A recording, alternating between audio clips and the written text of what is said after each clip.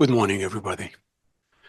Thank you to Andrea and his team for organizing this panel, and thank you to Karlova University for receiving us. So, this presentation was prepared by myself, by Tatiana Cherviakova and Manuel José Damasio from Lusophone University in Lisbon. The title is Research from Portugal endorses an EU Media Regulatory Act that protects and sustains media pluralism and the ethos of journalism. Here. Okay. So just to recall what MetaMap is and and the focus of our paper. And among the objectives of MetaMap, it is to clarify the legal and self-regulatory framework in which media and journalism operate. It used a multi-method design, qualitative approaches, interview with leading media managers, journalists, and finally we also interviewed legal experts. And this presentation focuses on the regulatory framework from interviews with the sector. And why is that? Because the absolute majority of the journalists and media managers that we interviewed, they acknowledge the lack of financing as the greatest risk to media pluralism. It was always the first thing they talked about, money. The absence of sustainable financial models and strategies to influence the quality and independence of the industry. The financial pressure holds back the development of quality products, mostly investigative journalism, which takes time and it takes a lot of manpower. Harsh working conditions nudge professionals to leave the profession because of financial precarity and mental health hazards. David Inês, who is the deputy editor of Expresso, which is the main news weekly in Portugal, said, "We are not the gatekeepers anymore. Democracy is at stake." And this is like the leitmotif of the whole presentation and what we've heard from journalists and media managers alike. The devastation wrought by the gatekeeper dominance of the online advertising market. Some 80% of the online advertising is captured by the gatekeepers. About the same, I read that in Canada, for example, it's about the same. Unfair competition from commercialization of anything labeled news. So a lot of use by brands to use something like news to promote their products, and also by the gatekeepers themselves. The negative impact of illiteracy on the subscription of online and legacy news brands. It's the numbers are very small in what regards people subscribing to the media. Also, the journalists, they claim that there is not, the state is not interfering as it should on behalf of the media. Media professionals are not concerned with the political pressure on journalism. One of them said, "We do our journalism in peace," and the international numbers, namely from the Reuters Institute and others, so that in Portugal the media is really very free in relation to other European countries. It is at the top of the table. Absence of state supporting measures besides postal shipping costs. Someone said journalism was left behind, mainly to economic and sustainability of the media, and most journalists support structural universal funding mechanisms like tax reductions, subsidizing subscriptions, and a national media financing fund. The present legislative framework makes no sense, said Jacinto Coutinho, who is at the Journalist Professional License Committee, the semi-autonomous independent body that awards the journalist cards. You cannot do journalism in Portugal without a license that is provided by this licensing committee, carteira do jornalista, that's called in Portuguese. So, and Jacinto calls for EU-wide legislation needed for uniform codes, rights, and duties. because there are many different regulatory systems, frameworks in Europe. Standardization, classification, and registration of a news media, what it is. Editorial statutes, mandatory. Who can be a news editor? He thinks that they should have formal competencies in journalism. The present legislation allows for gatekeeper ad sales intrusion into journalism, branding content using journalist formats, clickbait to the product. Doctrinal and theoretical classification of the media persists. The law still classifies the internet as print. How does the radio law apply now that so many newspapers have also podcasts and radio programs on the internet, of course? And party and religious outlets should not be allowed to be classified as journalism. The Portuguese government implemented in last fall an action plan for social communication, about 30 measures related to subsidies, to technological modernization, hiring journalists, training in artificial intelligence, and support. That's the most important measure, support of 50% of digital media subscriptions. So the state, that is the taxpayers, will pay for 50% of the subscriptions of newspapers online.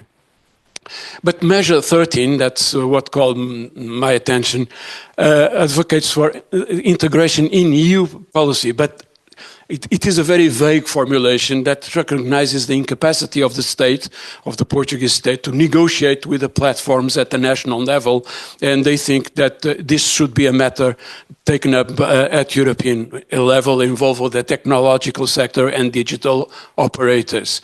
Digital operators meaning the gatekeepers. So we have here some quotes. Nicolau Santos, he is the CEO of the broadcaster RTP, and he said the media financing crisis in the EU should not be addressed with more public subsidies, but with EU-led negotiations with the digital platforms. Tiago Bessa, a lawyer specialist in EU law, said the Portuguese case illustrates the shortcomings of national legislations and the need for harmonization. Antonio José Teixeira, who's the news director of Podcaster RTP, said Europe has made some effort, but it is insufficient and must be concerted between the various economic blocs. So this gives you a picture of what's on the mind of the media managers and most important journalists in the country. There are some in my view, and in the view of the Commission, the European Commission itself, and the acts that have been published, there are shortcomings to the present EU regulatory framework. They offer plenty of legal instruments. However, the EU taking the role of supra-regulation still does not fully address global challenges, said Vaja Dudaki at the Madam Up Krakow conference a few months ago. Media regulation at the European level is needed. On the global level, no chance. Creation of a single market for audiovisual media services is needed as well to establish fair competition in the so-called level playing field, which is something that I don't believe will ever exist without regulation. And this was said by Barbara Thomas at the same Krakow conference. The Digital Markets Act and the Digital Services Act, they are two acts that work in tandem. However, they were not, several operators were designated gatekeepers, like Google, etc. But these acts were not designed for bargaining with the gatekeepers.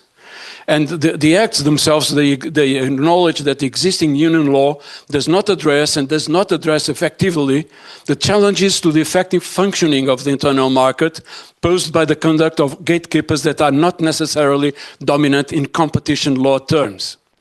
And they also say the conditions for the exercise of economic activities in the internal market by media service providers undermines their capability to efficiently operate across borders or to establish operations in other member states. Divergent national regulatory solutions lead to fragmentation of the internal market, and the risk of increased compliance costs due to the different sets of regulatory requirements exists. This is in the words of the acts themselves. So I looked around the world and I found that in Australia and in Canada they have these acts already working for several years.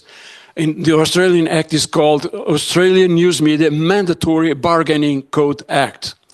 And the possibility of regulatory pressure or designation on the platforms has so far resulted in deals, namely with Google.